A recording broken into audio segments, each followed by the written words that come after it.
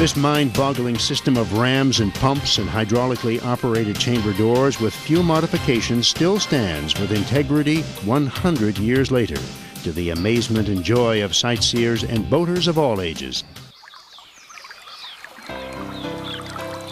It is a fascinating mechanical monument to the engineering prowess and resourcefulness of Richard Birdsall Rogers.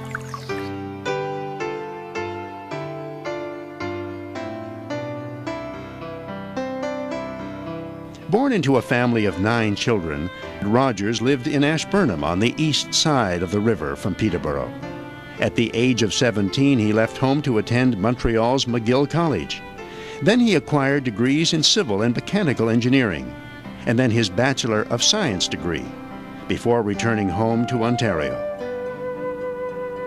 A year later, he would become a provincial land surveyor, and in 1880, a Dominion land surveyor, a position he would hold until 1884. During this appointment, Rogers traveled to France, Belgium, and England. Armed with a letter of introduction, he planned to research various construction techniques in those countries. Response to his inquiries was disappointing.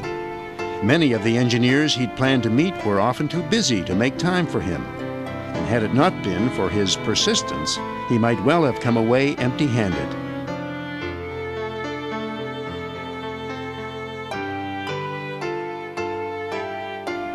Instead, he returned with the information he felt he needed to move forward with his plans for construction of a lift lock, and with an enthusiasm that convinced the government of the day to move ahead with this unusual and cutting-edge project.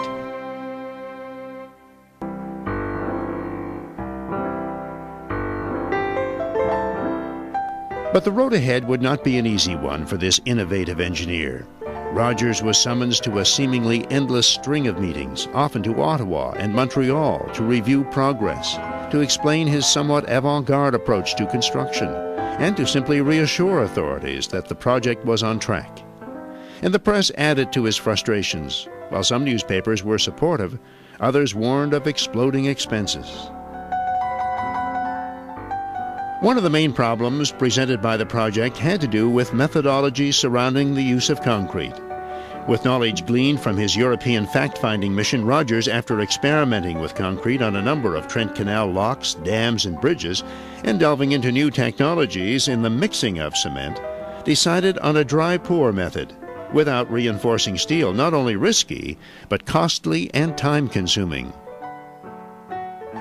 One look at the structure today, and it's clear that it was a correct approach, with only minor repairs, often cosmetic ones, that according to Brian O'Neill, Parks Canada maintenance engineer, posed interesting challenges of their own during renovations in advance of the lift lock centennial celebrations.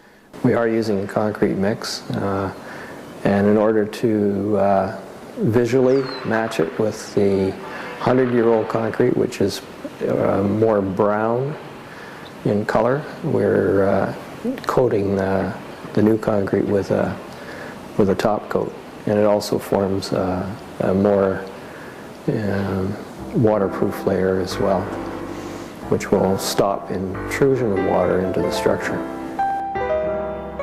In all, nearly 20,000 cubic meters of concrete was used in the Peterborough lift lock construction, and while every effort was made to finish the concrete phase of the project by the end of 1901, it was not until early in 1902 that it finally saw completion, with very little ceremony. Rogers himself was dismissed amid allegations of overspending and questionable construction choices. Despite a great deal of professional humiliation, ongoing court battles, and labor difficulties, Rogers' commitment to his architectural dream never lessened. This remarkable man was, of course, years later vindicated. His methods and construction choices found sound, his dismissal blamed on political conspiracies. Eventually, he would be highly acclaimed for his foresight and skill. He certainly pulled it together, and he brought design and information together to build the lock that nobody else was doing. He looked at the locks in Europe, he picked the best parts of them, and he was able to come up with a structure in Canada that was better.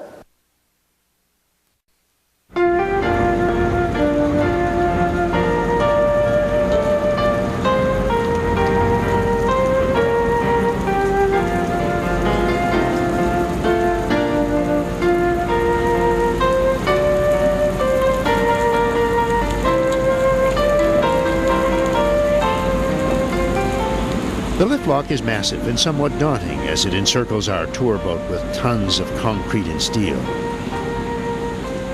Two massive steel chambers, 42.7 meters long by 10 meters wide and approximately 2.1 meters deep, are supported by trusses and girders resting on two cast iron rams. When filled, each chamber weighs 1,500 tons. The cast iron rams or pistons fit inside presses or cylinders that in the Belgian lock were made of cast iron as well. The problem, cast iron has a relatively weak tensile strength. So in the Belgian structure, steel bands had to be installed around the presses to help them withstand the enormous pressure. Here again, Rogers departed from tradition in his design, choosing a stronger option. When he got negotiating with Dominion Bridge, who were doing the steelwork design, they wanted to try a new material at the time. They wanted to do cast steel, a cast steel press, and eliminate the need for steel bands and a cast iron press. So that's what he went with. But he had enough nerve to try these things.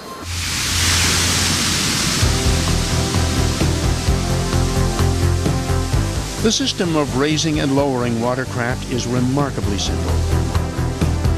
By adding an extra 30 centimeters of water to the upper chamber, it weighs 144 tons more than the lower chamber. And by using an underground valve, the lower chamber, pushed by the heavier upper chamber, rises the 19.8 meters to the upper position in a relatively short time.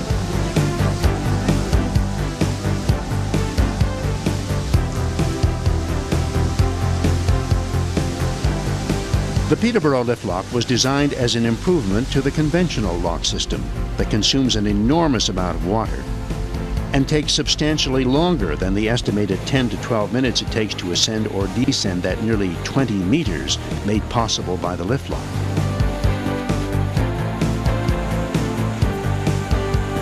Rogers had argued that a hydraulic lift lock would reduce construction costs, satisfy water shortage concerns, and be generally more efficient. There are few today who would disagree.